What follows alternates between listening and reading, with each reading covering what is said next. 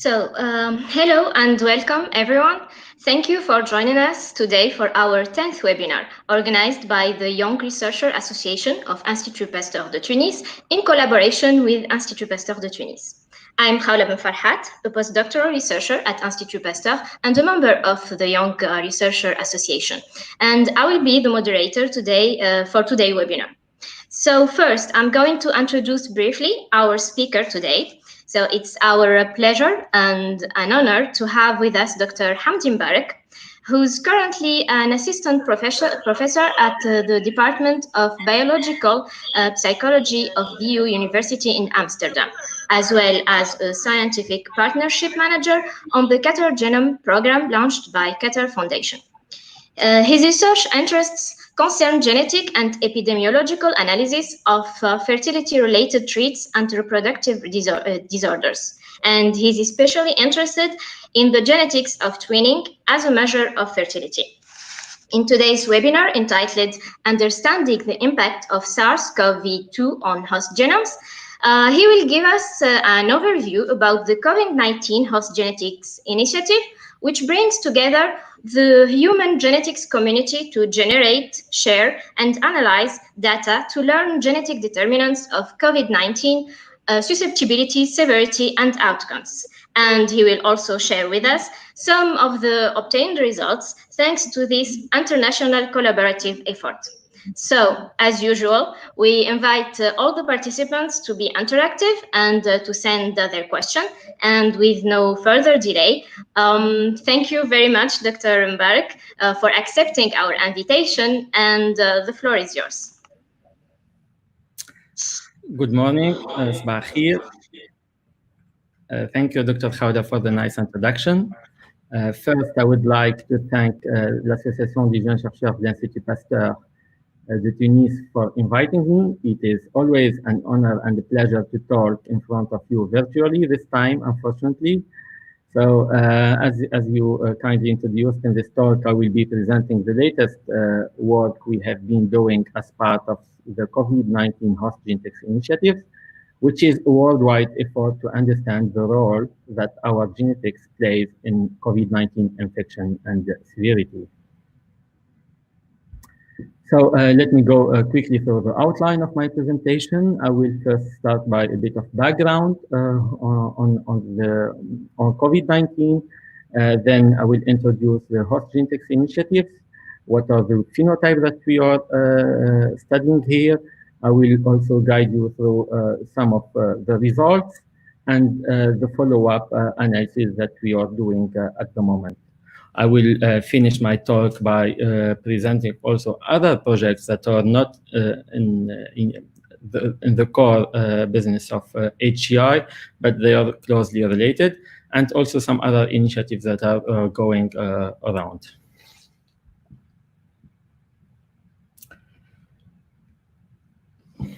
Okay, so as you know all, we as a scientist think that genetic susceptibility can play a role in explaining differences in individual disease susceptibility, severity, and prognosis, which is the case here for COVID-19, as we observed a large discrepancies in symptoms and disease severity between individuals. So by identifying these genetics variants linked to severity and outcomes of the disease, we could help in many aspects, like, for example, in finding the right therapeutics, in drug repositioning, or importantly also, since it is a pandemic and it's a novel virus, in identifying people at unusually high risk or low risk for developing such a disease. And this will also contribute to the global knowledge of the biology of SARS-CoV-2 infection and disease. So as I said, since it's a pandemic, so the effort should be here worldwide effort, not a single country or a single lab or a single study who can do this, but it should be a joint effort of everybody. And we can do this, we can study this disease via two approach or two types of studies. The first one is retrospective studies, where we look at the biobanks and with existing genotypes and with existing connection to the healthcare system via the EMR or the Cerner system, which will get us real-time updates on the infection status and severity of the participants.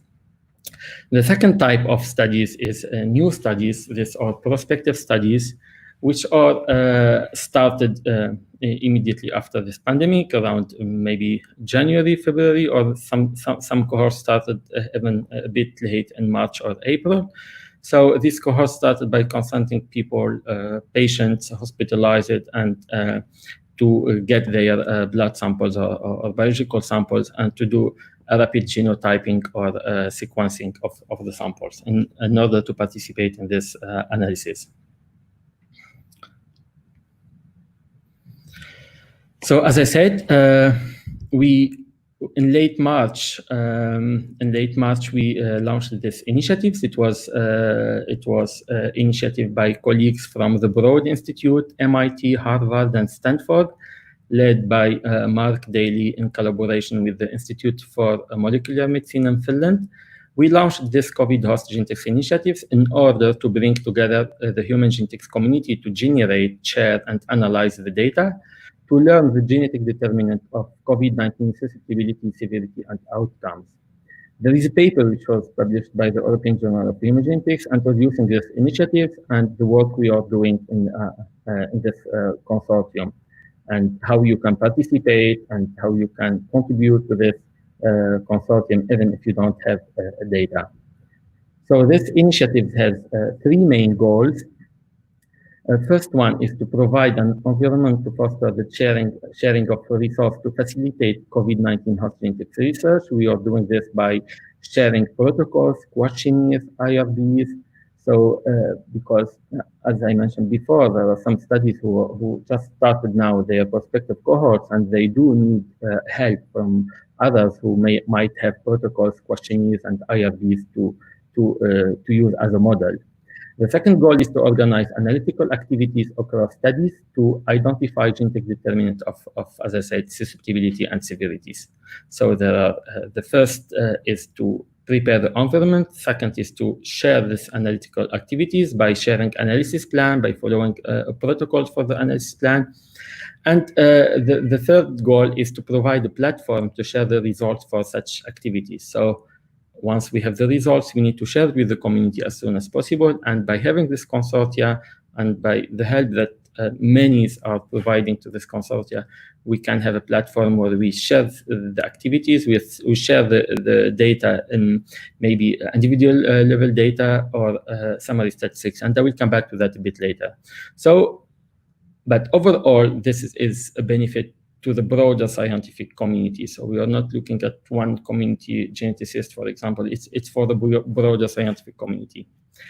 This initiative has received a lot of media attention, trying to find an answer to this disease using genetics. As you can see, it made the news in Science and magazine and in some newspaper as well.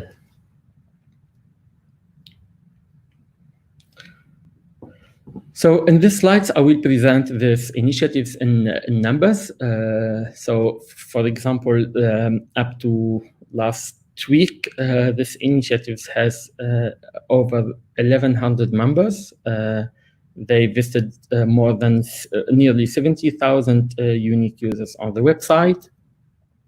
We have 200 studies that are registered in the website from 51 countries. There are 20 contributing studies among these 201 that actually participated or contributed with data in the latest round of the analysis, which I will present in the next slides.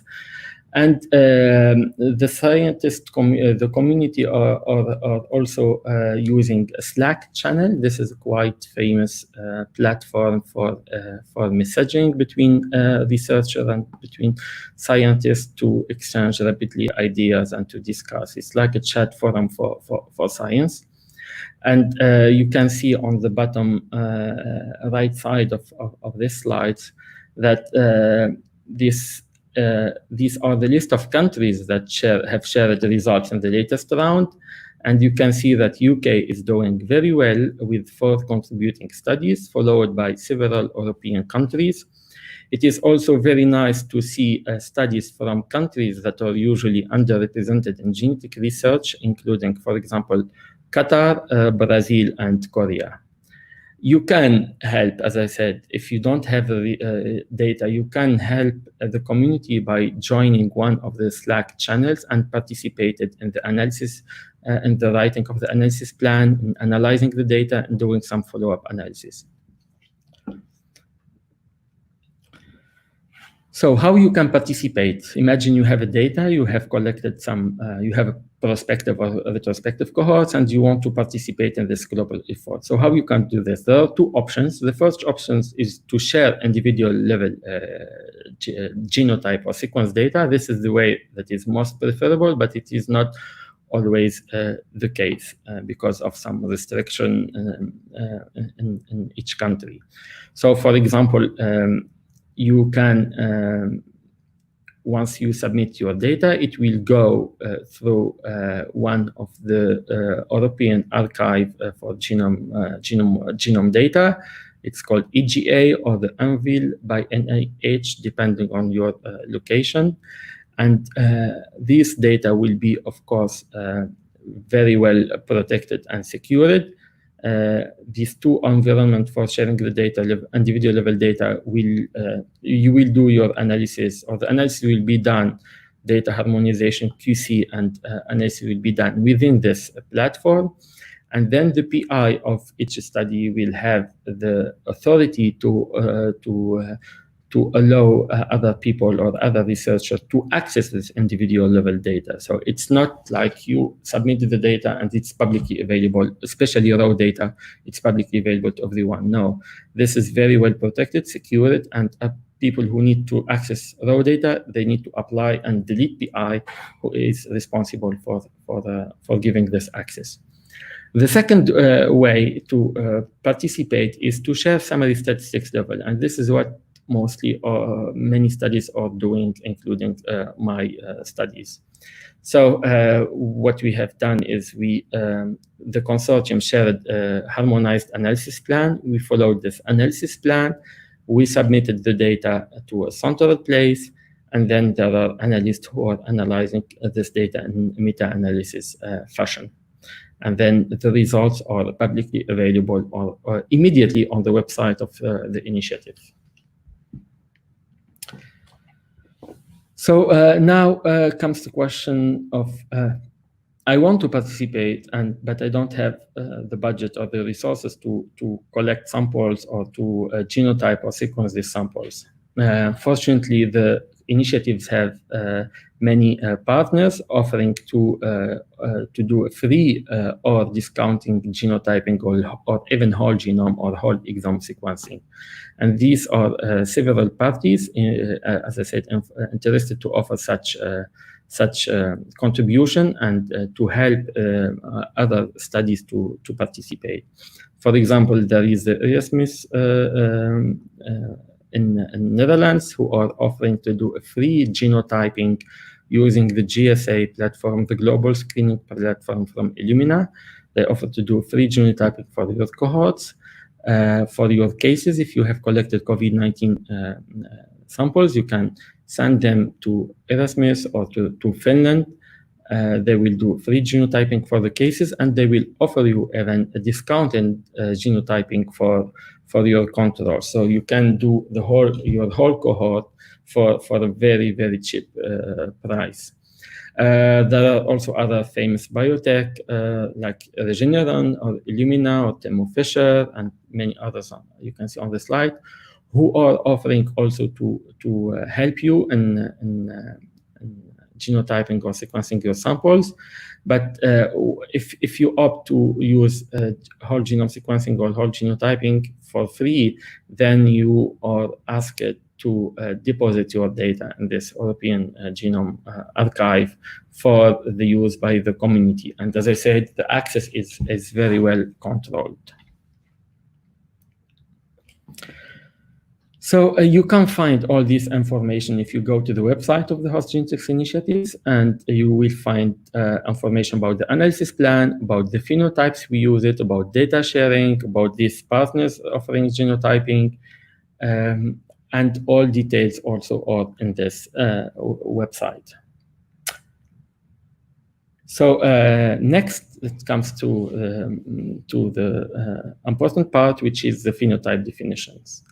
So in this slides, we summarized here the 4 types of analysis that we are doing, the case control analysis. As you can see, analysis A is about very severe respiratory confirmed COVID-19, and the controls can be can be chosen from any of the blue boxes in the middle. They can be laboratory confirmed patients. They can be everybody that is not a case, if, for example, control from population. They can be tested negative for COVID-19 and many other conditions. The cases, however, so analysis A is for very severe respiratory confirmed cases, and you can see the conditions and how to apply this, how to define your cases in the orange boxes. Analysis B is about hospitalized lab confirmed COVID-19. Similar, so you can use B1, V2, or B1 or B2 for depending on your selection of the controls. Analysis C is about partial susceptibility. Here we are looking at anyone who is tested positive, independent of the status of hospitalized or not. And the controls also can be from the population or laboratory confirmed negative controls. Analysis D is more into this to give more room for studies who don't have yet a clear phenotype. So here is about predicted symptoms. So predicted based on your symptoms, if we can predict if you can get COVID-19, or also based on self-reported questionnaires. So we used here a simple set of covariates, which includes age squared, sex, and age multiplied by 6 in all the analysis above, and this to consider to some extent the difference between younger and older. So, for example, the older are more susceptible to having other comorbidities. Okay, so here I start these slides by the first meta-analysis, which was available, I think, was around late April, so 1 month after we started our initiatives. And as you can see here, these results are still underpowered. We have at that time about 1,000 cases and over 600,000 controls. We used a simple analysis, COVID-19 diagnostic cases versus controls, and nothing is significant there. So the beauty of this consortium is that immediately after people share their results, like few days, a couple of days, we do the analysis centrally, the meta-analysis, and the data are immediately shared, publicly shared. So this should motivate groups to share their data for the community. So now the exciting part about the results. These are the numbers of cases across the different analyses. And if you remember, we have A1, A1, A2, B1, B2, C1, and so on. And here I kept this table only the cohorts with a larger number of samples, more than 50 cases. So I didn't include controls in this slide. On the top of the slides, you see a reminder of each category: severe hospitalized versus population control, hospitalized versus non-hospitalized, and so on. So as you notice, so the numbers are still too small, and we need to increase that. We have also a very small number of severe hospitalized cases. In total, we have 536 patients that have assisted respiratory support, and we start to see good numbers for the analysis B2, hospitalized COVID test positive versus population control, and COVID positive versus population controls, nearly 7,000 cases.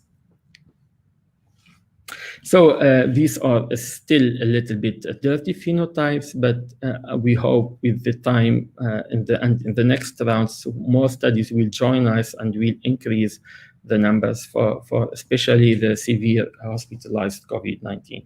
I highlighted here two of the studies that took part in this analysis in this round 3, which are the Qatar Genome project, which I did the analysis for about 13,000 whole genome sequence. So we took the approach to analyze the common variants generated by whole genome sequence approach, and also the study that I used to analyze the Netherlands twin register. Okay, so let's look a bit at the results of this analysis, of the round 3 of the analysis, which were available 29th of June. And if you start with the severe COVID hospitalized cases versus population control, we don't see anything significant. So please focus on the top red line, which represents the threshold for statistically significant variance. We don't have anything significant when we look at hospitalized COVID positive versus non-hospitalized COVID, as well as COVID positive versus COVID negative.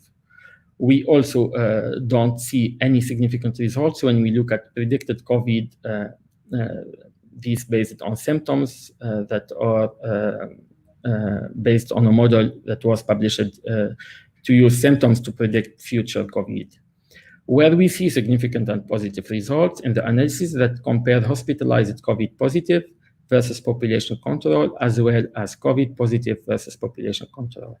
And as you can see on the two left bottom of the Manhattan plots, when we compare these results, we found a peak here in hospitalized COVID positive versus control. This peak is located in chromosome 3.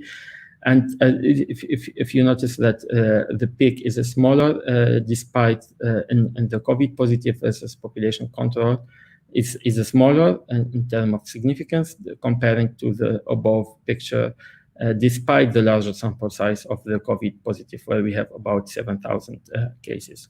So I will explain to you why in the next slides.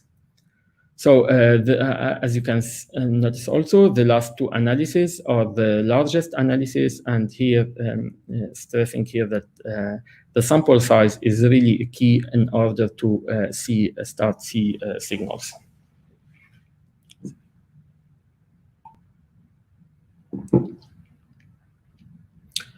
Okay, so let's have a look a bit at the results of this analysis. And if we start with the severe COVID hospitalized cases versus population control, we don't see, the slide. So this is the peak on chromosome 3 that observed among different studies. The picture represents the forest plot, the effect size of this top variance within across the cohort. And this, you can see that the largest effect size is for the hostage study. This is a study that was reported a few weeks ago in New England Journal of Medicine. They found the same chromosome 3 hit when they analyzed severe respiratory failure cases from Italy and Spain. But I will come to that study a bit later. And so what we notice also that the effect size is consistent across the different studies.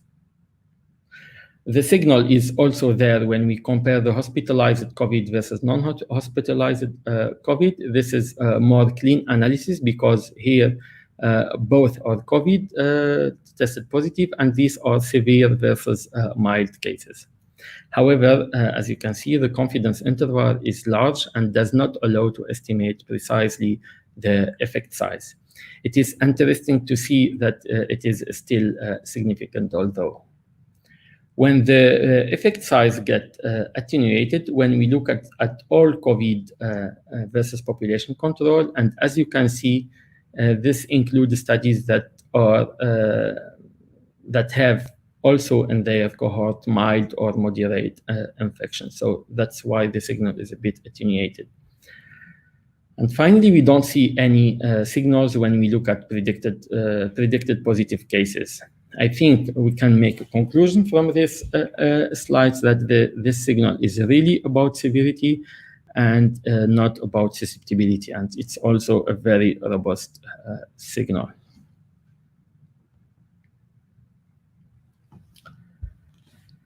So or Ancestry DNA, it's a famous DTC direct-to-consumer company in US, which it's like kind of 23andMe.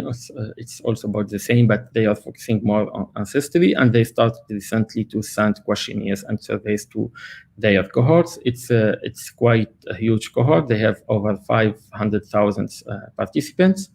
So we have been trying to see if the signals we have seen are replicated in these cohorts, and they started collecting detailed consumer survey, as I said, of swab tests, hospitalization, and other clinical data. And their first data release was available last week, and they looked at hospitalization versus not hospitalized positive, and second analysis, positive versus negative tests. And here are the results for our top candidate on chromosome 3. When we look at the first analysis, hospitalization versus non-hospitalization, we found that it is marginally significant. And for the second type of analysis, positive versus negative, it's not yet significant.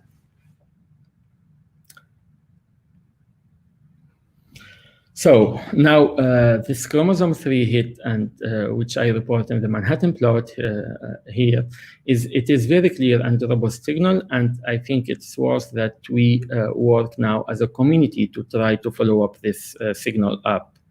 We have two ways to go. One is to perform in silico and functional annotation of this hit, because this hit is a spanning cluster of 6 genes. So it's not only one gene, but it's a cluster of genes which might have all relevant function to COVID-19. And I will come back to that a bit later.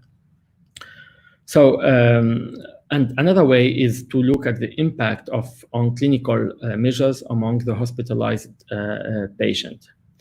So there are here many opportunities to different researchers to take leadership and to organize group around these research questions.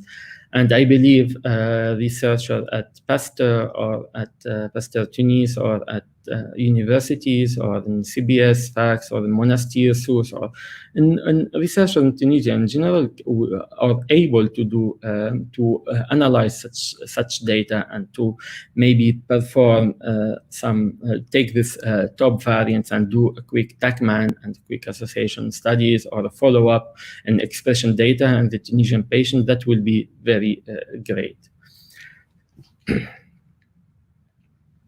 So in these slides, some of the in silico follow-up analyses that are now currently ongoing. Different groups signed, as I say, to do such in silico analysis, and I will present very quickly one or two examples of these analyses. So there are some groups interested in heritability, correlations, to do gene-based test, fine mapping, to use expression data, to run a TWAS, or using the EMR data to run a FWAS, also to look at the correlation or the causation of the top variants, and so many other kind of analyses that are state-of-the-art analysis for genomic nowadays. So this is the initial report I told you about that was published a few weeks ago in the New England Journal of Medicine, where they analyzed severe COVID-19 cases with respiratory failure among cohort from Italy and Spain, with a total number of cases about 1,800. So the author found that frequency of the risk allele of the lead variants at chromosome 3 is higher among patients with respiratory failure than controls. And they also found that higher among patients with mechanical ventilation than with oxygen supplementation. So, however, patients with this respiratory failure correspond to a minority of all patients. So we know by now that most of the cases, COVID-19 cases, have a mild or asymptomatic, and only a tiny percentage develop severe symptoms and need therefore to be admitted at the ICU units. So the question remains if these variants are predisposing to infection or they predispose to a more severe form of the disease given the infection. They also found another signal which is located in chromosome 9 in the ABO locus, which is the blood type, but these signals have the results of these signals has been inconclusive, because we knew and maybe a month ago or 2 months ago there is a Chinese study reporting that blood type may be if you have a blood type O, you are more protective. If you have the blood type A, you are more prone to risk. And and in this study, they found the signals, but it is weak. And when we look in our data for the host Gentex initiatives, I don't show the slides here for the sake of time, but we have seen inconsistency, and that the signals also is very heterogeneous and not replicated in the host Gentex initiatives. So that means that this signal maybe is not straightforward, and we should focus our effort first on the chromosome 3 signals. And this is what we have been doing. So maybe 48 hours after we put this results publicly available, groups in the view in my university started to look at the gene-based test. They took the summary statistics and they ran a MAGMA gene-based association test, looking at not only at single variants, but at the variants within the gene as a whole. And you can see the list of the genes that are spanning these regions, and you see by phenotype the number of genes that are statistically significant. And there are some very good candidates here, like the LZTFL1 gene. It is significantly associated with 23 immunological phenotypes, including macrophage inflammatory protein 1, monocytes, basophil counts, and there are 121 out of 296 genes that are associated with immunological phenotype. And at the bottom, the pathway analysis showed that for analysis B2 and C2, the one where we found chromosome 3, there are a pathway which is linked to complement, and another pathway which is linked to amyloid beta clearance by cellular catabolic process, and also immune effector process. So this is the kind of data or follow-up analysis that we can do quickly to get insights on the meaning of this chromosome 3 with regards to the severity for COVID-19. Another gene which is also very interesting is the CXCR6 gene, which is regulates the specific location of lung resident memory CD8 T cells throughout the sustained immune response to the airway pathogen, including influenza viruses. And also other genes, or CCR9 is also the family of CCR5, the gene that was associated with HIV. So there are a lot of potential to study these genes to try to find what are functional consequences of this signal. Another kind of follow-up is to fine map this region, because, as I mentioned, it contains a cluster of 6 genes, as you can see on the lower panel here, and we don't know which is the causal variant, which is the causal gene. So the first thing we need to do is to identify the causal variants from marginal association, because the cluster contains a lot of variants. So we need to know which variants are these first variants, are they independent and not, and are they linked to one gene or several genes? So a colleague from the Broad Institute used a statistical tool to fine map these regions to try to find a single causal variance or a shared causal effect across all studies. So he found that 16 out of 20 variants in the 95 and 99% of credible sets, they are in tight LD in every population of Genome ID, and suggesting that it might be challenging to find map statistically. So since these studies include cohorts from different ancestry and ethnicities, so I think now the next step is to look at the individual studies and to look at carefully at the signal and try to find up within the study before doing find up on the level of summary statistics data.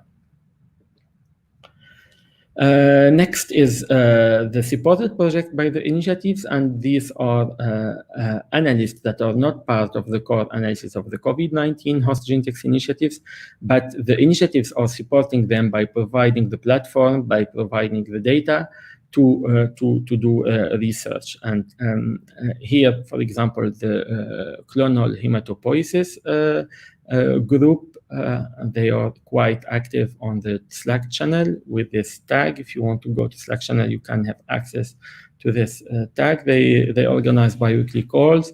They have quite well organized analysis plan, and they are looking for more studies with GWAS data on copy number somatic events associated with COVID-19, or on whole exome or the whole genome data to contribute to discover clonal hematopoiesis and intermediate potential chip data.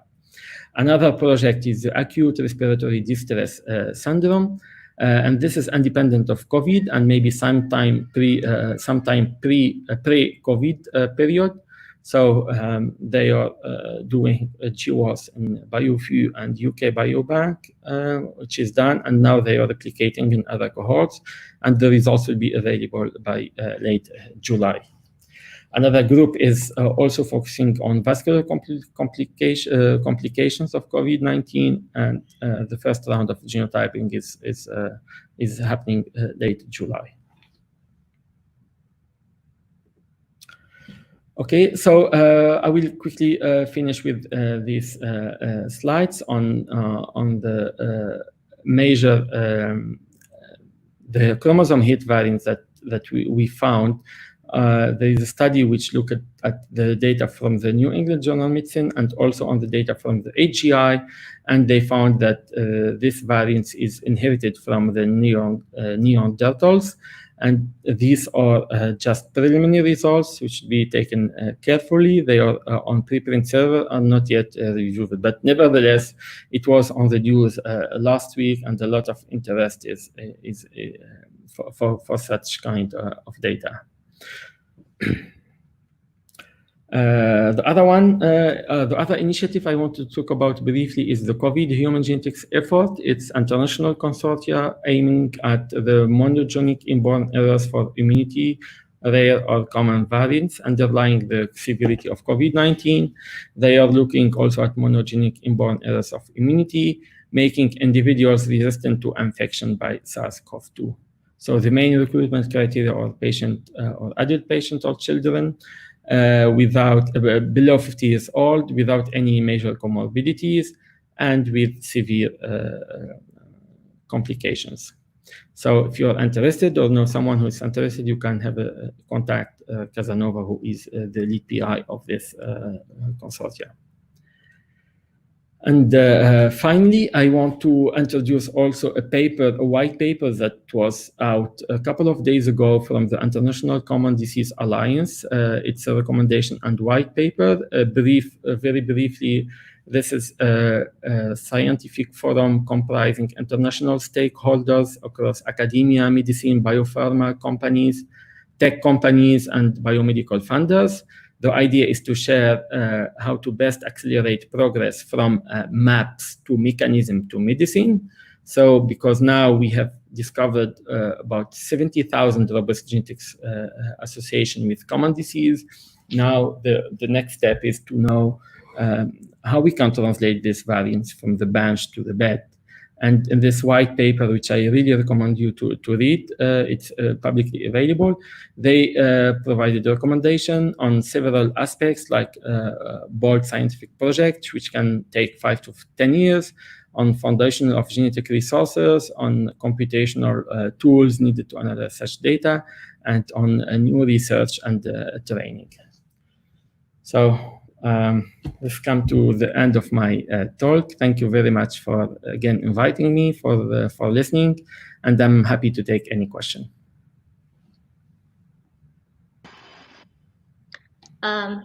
Thank you, Dr. Mbarek, for this interesting talk. So, and thank you for giving us also some hope that now it's the scientists and the researcher are more collaborating, and it's a good thing because it might help us to win this battle against COVID-19 or any other viruses in the future, hopefully. So we are waiting for questions, but I will start with something. So,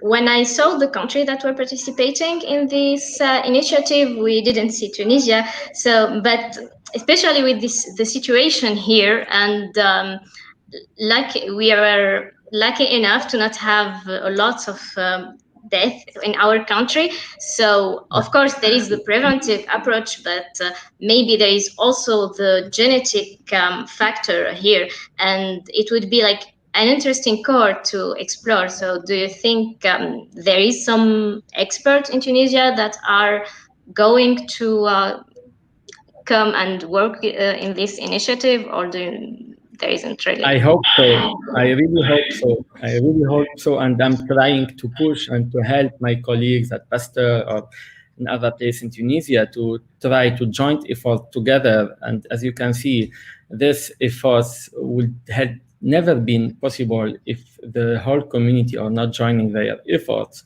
So we should work together to try to collect samples, and this is a good timing, I think, that we change our mind and to try to collaborate closely on such pandemic. Coming back to your question, yeah, indeed, Tunisia is quite interesting case study. So we need to look. Fortunately, we don't have a lot of death, and we don't have a lot of large number of COVID positive. But it will be really interesting to see whether we are protected by our genetic background, or there is any other thing that we might, maybe vaccination. A lot of things has been said in the news about vaccination. So we cannot confirm. We need to do research. We need to study, and this is the way how to move forward, is to perform research. Okay. So we have a question from Céline Barbit from Pasteur Institute. So she would like to know if there is a communication plan to share these results with the public. Yeah, indeed. Hi, Céline. Indeed, this results, if you go to the website of the initiative, are publicly available. So what we do is we every time we have enough sample size, we run a round of we freeze the data and we run a meta-analysis. And immediately after the meta-analysis is done, the results are publicly available. Anyone can now go to the website, download the results. He can also download the follow-up analysis and the slides, because we organize every month, we organize a call to update the contributing studies. So you can go now and download this data. And as I said, I really encourage you and encourage young researcher to download this data and to play with it. To maybe they have nice ideas, some innovative idea. Maybe they will look up at these variants. They don't need to do a whole genome or whole genotypes or sequence data. They can take the top variants and look at it in their expression data, and maybe in some animal models quickly in zebrafish. So you don't need to have a lot of resources. You just need to have a minimum of resources data that you can apply to and analyze your data. So please go and check the website, and if you need any help, don't hesitate to ask me. I'll be glad to help you. Okay, thank you. So this is And a general question based on what you experienced during this new, let's say adventure for this initiative. Do you think that now in research we are ready to move to collaborate more and go far from the competition that we were used to, or is it really specific to the COVID-19 subject, since it's like the topic of this day and really important for everything, or is it going to be something more worldwide spread for other topics? I mean, we should seize this opportunity. It's really the time to collaborate. Such effort, such initiative it would never have been possible if not the whole community are joining their efforts. It is amazing what has been achieved in only 3 months. Such project, and I have been involved during my postdoc and during my past experience. I have been involved in many large consortia, and usually to assemble such a cohort and to work together with many contributing studies around the world, you need, let's say, 3 to 4 years to come up with a paper, with a publication, or with something meaningful. This initiative has been, we started to generate the data within a month. So if there is no collaborative effort, if we forgot about competition, then as you can see in my slide, so nothing is written in stone other than the obvious. We must all act together and with no personal gain or ownership of results, just rapid and immediate dissemination of the maximum possible data and information that can be responsibly released and shared. So I think it's the time now, and given we are a small country, so we should join effort, work all together. Hopefully. And help the community, because this is a pandemic. Everyone is affected. It's not only one country or one study, everybody. Okay, thank you. So we have another question from Sonia Matouk from Institut Pasteur.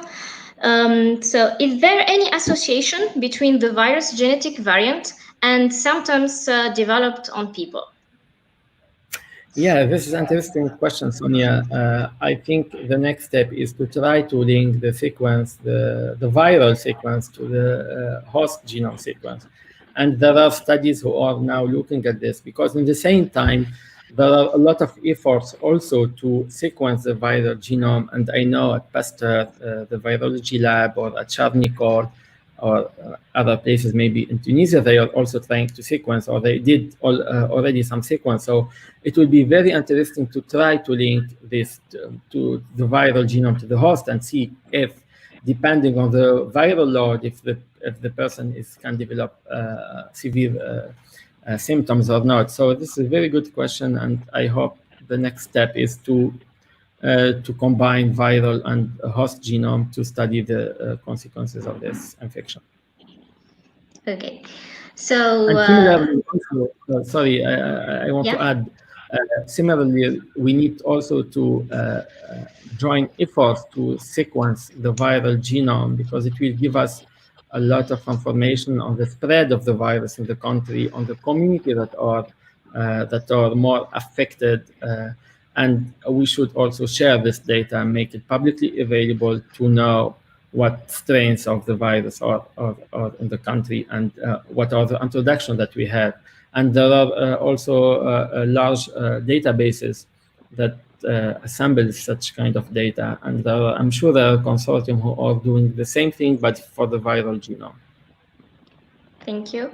So I think that's it for the questions. So if you have anything that you want to add or final comment for us? So thank you very much again for inviting me.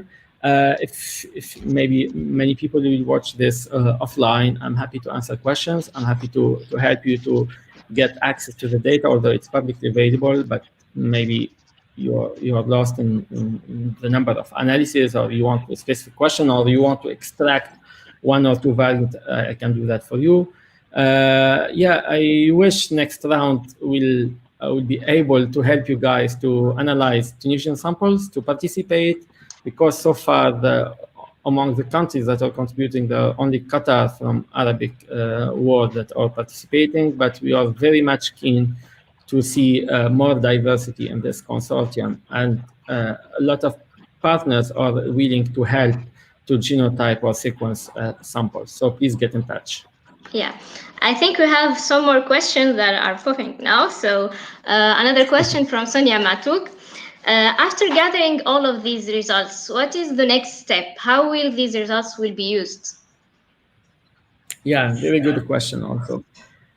So this is the first signal. We start after round 3, and after ramping up our sample size, we start to see the first signal. Chromosome 3 is quite a robust signal. As I mentioned, it's linked to severity. We need to do a lot of follow-up to delineate the functional consequence of the signals, but also we need to work to increase our sample size, because there might be other signals that are associated with COVID-19. So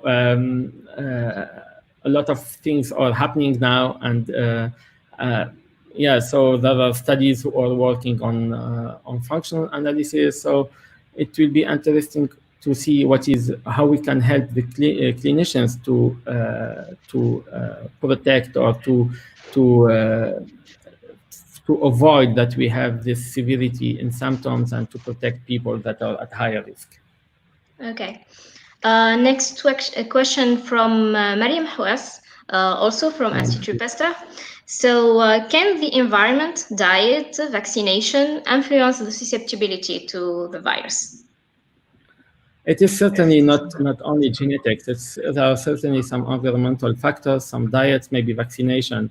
So we need to study this to know. We need to do research, and there are groups who are interested in this. So we need to study it very carefully and to participate in these questions. Among the initiatives, there are studies who are interested in vaccination, who are interested in microbiome, for example. So if you have some ideas, or if you want to participate, you can always join the Slack channel and subscribe to the website, and you will get update about what is going on. Okay. Thank you, Dr. Mubarak, for your talk and for all these answers and for this interaction. And now I would want to thank everyone for attending today's webinar. We hope to see you in the next one that will be held on July 20 and covering the topic of technology transfer and valorization. So thank you again, everyone, and take care. Thank you. Bye-bye.